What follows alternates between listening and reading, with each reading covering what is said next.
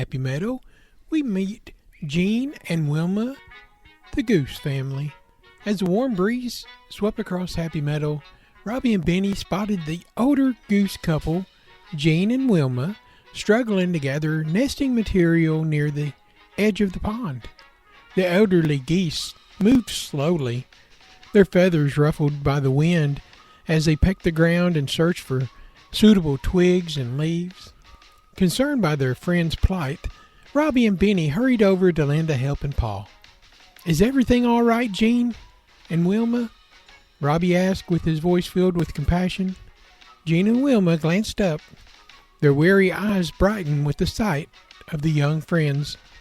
"Oh, Robby and Benny, it's so good to see you," said Gene. His voice was tinged with gratitude. "We are trying to build a cozy nest near the pond's edge, and it's been quite a challenge."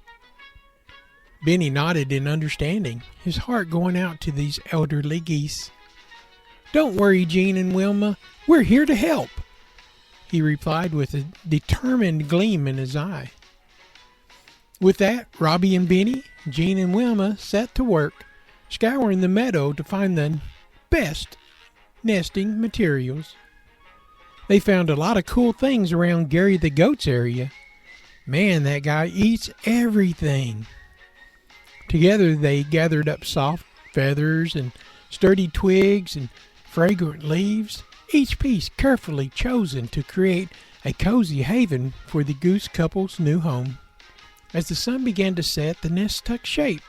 Gene and Wilma looked on with gratitude. Their hearts were warmed by the kindness of their young friends. "Thank you, Robby and Benny. We couldn't have done it without you," said Wilma, and her voice was filled with emotion. Robby and Benny smiled, and their own hearts were swelling with pride at the sight of the completed nest. "It was our pleasure, Gene and Wilma. We're always here to help," Robby replied.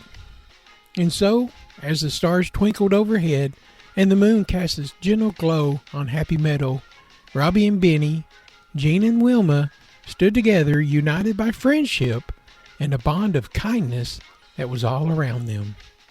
The end.